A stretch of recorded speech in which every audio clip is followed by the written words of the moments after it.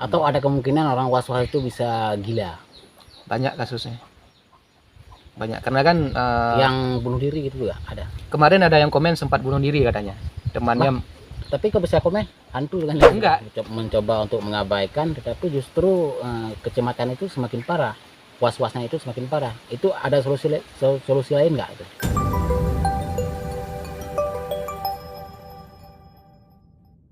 Assalamualaikum teman-teman. Ingin sembuh dari was-was? Di channel ini adalah pilihan yang tepat. Assalamualaikum Bang Sahal. Waalaikumsalam. Oh. Bang Sahal sembuh dari was-was 80% setelah menikah. 99% setelah menikah. 90% setelah menikah. Ya, karena saya berani menikah kemarin itu ketika sudah merasa agak sembuh, Bang Galis. Nah, setelah itu alhamdulillah karena sudah ada teman berbagi dengan istri kan. Apalagi sekarang sudah punya anak, sudah ada tanggung jawab. Karena saya sudah bisa membaca bahwa dia bisa menerima saya apa adanya dalam keadaan saya yang sakit-sakitan, Bang Galis ya. Saya sih bisa menyarankan kepada teman-teman, menikahlah jika memang sudah mampu dan punya anak lah. Ketika kita sudah punya tanggung jawab yang besar, kita akan lebih bisa mengalihkan pikiran kita, Bang Galis, ke hal yang lebih bermanfaat. Nah, kita bisa meninggalkan was-was itu insya Allah. Jadi gini Mas Sahal, ada teman-teman yang nanya, karena kan semenjak kita buat video ini, Ya. jadi ketika teman-teman menonton video kita yang di video-video sebelumnya kan kita juga pernah, Bang Sahal pernah menyarankan kalau misalnya orang was-was itu diabaikan. Nah, jadi ketika mereka mencoba menerapkan seperti yang Bang Sahal sarankan, pertama memang mereka merasakan oh inilah jalan untuk kesembuhan. Tapi akhirnya jalannya buntu. Ketika mereka mencoba mengabaikan, tetapi di sana itu mereka justru mengalami yang namanya kecemasan yang semakin berlebihan. Nah, itu gimana Bang Sahal? Itu mereka kalau istilah kita bahasa Aceh karambak bineh, Bang Galis. Padahal jalan menuju kesembuhan tinggal sedikit lagi. Kita sudah, kalau ibarat kita di perahu itu sudah di tepian sungai, tinggal melangkah ke daratan kita sudah selamat. Mengabaikan secara total sepenuhnya, mereka merasa lega ketika mendengar solusi ini. Tapi beberapa saat kemudian justru kecemasan itu semakin berat. Dan disitulah ujian terbesar, tantangan terbesar bagi orang was-was, Bang Galis. Sedikit lagi, selangkah lagi mereka sudah sembuh. Dan caranya bagaimana supaya kecemasan itu tidak semakin bertambah ketika kita mengabaikannya? Caranya adalah curhat, cerita kepada orang-orang terdekat. Nah, orang terdekat bisa saja suami, istri, ini bagi orang yang sudah menikah, dan kepada orang tua, adik, kakak. Pokoknya orang-orang terdekat lah yang kira-kira ketika kita cerita yang itu-itu saja mereka nggak marah. Karena kan orang was-was memang itu, Bang Galis. Ya, orang was-was memang suka mengulang-ulang Pertanyaannya itu-itu saja. Kadang-kadang kalau orang yang nggak kenal dia tanya itu bisa marah. Tapi kalau curhat ke Mama Dedeh boleh juga. Curhat dong, Ma. Nah itu teman-teman. Jadi dengan kita sering cerita kepada orang-orang terdekat, ya walaupun mereka kadang-kadang marah nanti, lele tanya data, lele pikir-pikir data, kan ada seperti itu. Itu justru menjadi motivasi buat kita, menjadi sugesti buat kita, menyadarkan alam bawah sadar kita, oh iya, kenapa saya seperti ini? Kok itu saja yang saya pikirkan? Nah itu merubah mindset kita, cara berpikir kita, Bang Galis. Gak apa-apa, marah, dimarahin gak apa-apa. Yang penting jangan dipukulin. Ya. Dan Bang Sahal sendiri, apa mungkin yang 80% sembuh dari was-was sebelum nikah ini? Karena juga berpikir seperti itu, berpikir untuk mengabaikan. Ya, itu bisa dibilang 80% naik turun, Bang Galis. Itu sebelum menikah ya. 80% naik turun, kadang-kadang bertahan 2 hari, 3 hari, bisa melupakan was-was ini.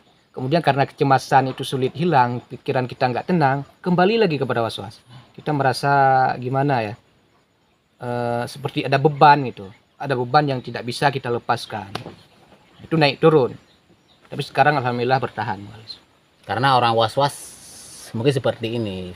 Kan ada, kalau kita misalnya lagi duduk nih di majelis kan, di majelis ilmu, itu kita merasa imannya full gitu kan. Iya. Nah, tapi ketika kita keluar dari majelis ilmu, misalnya kita udah duduk nongkrong sama teman di tempat tongkrongan kan, udah ngomong macam-macam panjang lebar, udah ngomong-ngomong jorok tuh kan, Imannya naik turun ya. yang iman kita merasa kurang lagi gitu. Mungkin orang was-was juga gitu kan, ketika mereka melihat video ini ya Ya, solusi. ya, Tapi ketika udah nggak nonton video itu ya pikiran lagi gitu. ya, betul sekali Bang Alis. Ini benar apa enggak gitu.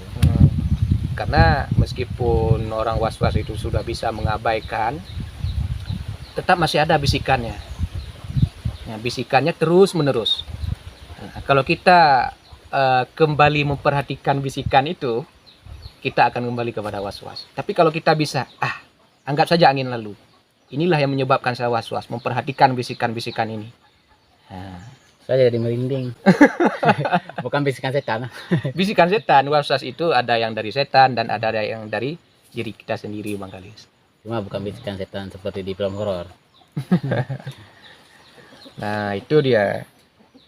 Jadi ketika sudah belajar untuk mengabaikan dan masih ada bisikan-bisikan yang mengajak kita kembali memperhatikan was-was itu, nah kita harus ingat lagi, oh ini nggak boleh. Nanti saya akan seperti itu lagi, nggak boleh. Saya harus berubah gitu. Karena was-was itu semakin diperhatikan semakin manja mungkin. Semakin manja. Jadi kalau was-was itu gimana Pak Sahal? Dia ada dua kemungkinan, apa misalnya ada kemungkinan dari setan, ada kemungkinan memang dari Dari kita sendiri. dari kita sendiri ataupun dari faktor gen, misalnya, faktor keturunan misalnya. Enggak. Kalau dari faktor gen saya kurang tahu, tapi was-was ini enggak sepenuhnya dari setan. Buktinya kemarin ada yang komen di video kita Bang Galis.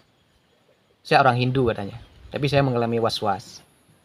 Nah, Cuman was-wasnya tentang saya nggak tanya was-wasnya tentang apa. Pokoknya katanya dia was-was OCD katanya.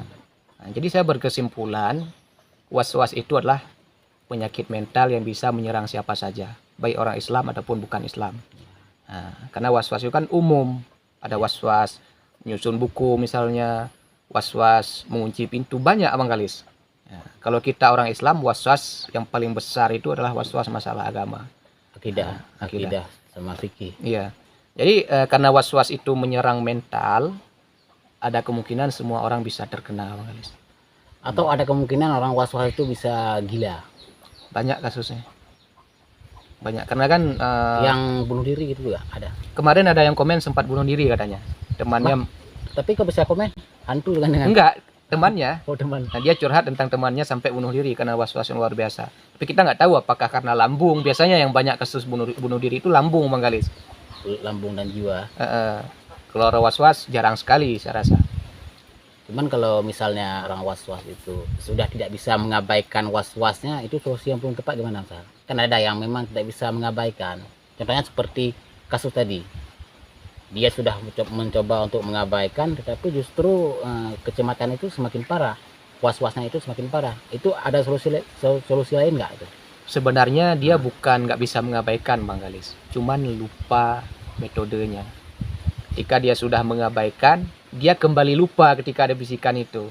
Kembali lagi memperhatikan bisikan itu. Karena separah apapun, meskipun kita katakan dia nggak bisa lagi mengabaikan, sudah sangat parah. Saya sendiri kemarin seperti itu Bang Galis. Nah, antara waras dengan gila sudah setipis kulit bawang lah saya katakan. Kalau saya sendiri sudah mengatakan saya gila. Serah orang mau persepsinya bagaimana. Sudah nggak ada harapan untuk sembuh lah rasanya. Ini di sini saya mencoba memposisikan diri sebagai orang was-was, walaupun saya tidak mengalami was-was. Ini untuk supaya teman-teman yang mungkin punya pertanyaan yang sama, mungkin tidak bisa bertanya secara langsung seperti saya kan. Saya mencoba untuk menjadi teman-teman yang berkomentar. Ya. Misalnya ketika kita sudah mencoba mengabaikan metode tersebut, ketika kita sudah mencoba untuk mengabaikan was-was tersebut dengan metode yang Bang Sahal sarankan, dan sebenarnya kan sedikit lagi sedikit lagi sudah mau ibarat kita di perahu tadi sudah mau langkah lagi, sudah di tepian lah. Tetapi ketika itu dilakukan, sebenarnya mereka itu memang ingat bahwa ini yang disarankan Bang Sahal. Bahkan videonya masih lihat Bang Sahal menjelaskan seperti ini. Tapi memang tidak bisa. Iya ingat, cuman masih gampang dipengaruhi. Artinya apa? Ingat tapi seolah-olah melupakan gitu. Oh, berarti bukan lupa total. Bukan lupa, dia ingat, memang tahu jalan untuk sembuh. Semua orang was-was tahu jalan untuk sembuh. Tidak mempedulikan secara total, secara keseluruhan Bang Galis. Enggak setengah-setengah. Dia ingat dan dia tahu, cuman ketika dipengaruhi lagi oleh bisikan itu, dia seolah-olah lupa. Keenakan lah istilahnya dengan was-was itu. Pokoknya nggak ada lah yang orang yang nggak bisa sembuh. Apa yang nggak mungkin kalau Allah berkehendak, ya kan? Mungkin ada orang yang sudah sangat nyaman dengan was-was, dia tidak ingin sembuh lagi, ada mungkin. Atau sudah sembuh dia karena dia sangat nyaman dengan was-was, dia rindu ke ini was-was lagi. Saya sekarang Bang Galis, persis seperti yang Bang Galis katakan. Ketika saya sudah was-wasnya sudah hilang secara total, gimana ya? Seperti masih ada beban yang belum selesai gitu di otak saya, kepala saya. Tentang masalah Gimana ya? Nggak tenang, perasaannya nggak tenang. Tapi ada jalan, ada cara sebenarnya. Nah, saya keluar mencari keramaian, bincang-bincang gitu kan. Saya bekerja, dengan begitu saya bisa tenang. Karena walaupun saya katakan 99% sudah sudah sembuh. sudah tembus, sudah nikah.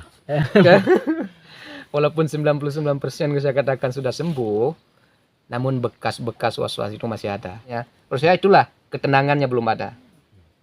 Tapi was-was nggak ada lagi Bang Galis. Saya memikirkan sesuatu tentang was-was itu sama sekali nggak ada lagi. Kadang-kadang aja. Cuman bekasnya yang seperti beban yang belum selesai itu masih ada.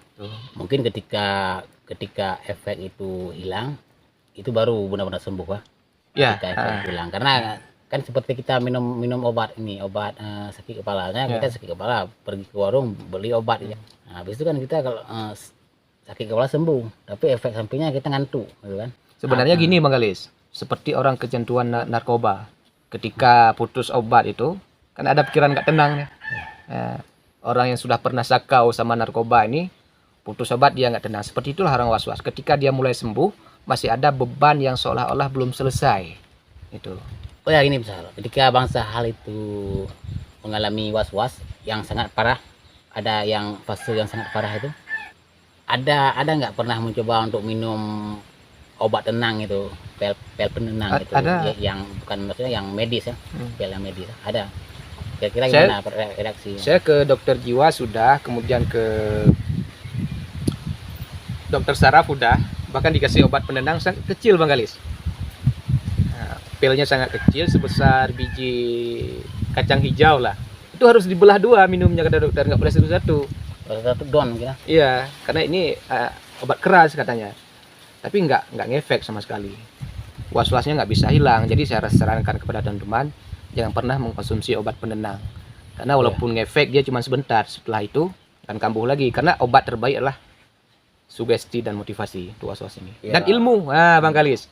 Penting sekali memahami ilmu agama dengan benar. Takutnya juga gini Bang Sahal, nanti efeknya bisa ketergantungan juga. Ketergantungan obat lebih parah lagi. Bahkan saya pernah Bang Galis, saya pernah lihat iklan, bukan iklan sih, orang jualan daun kratom di Facebook.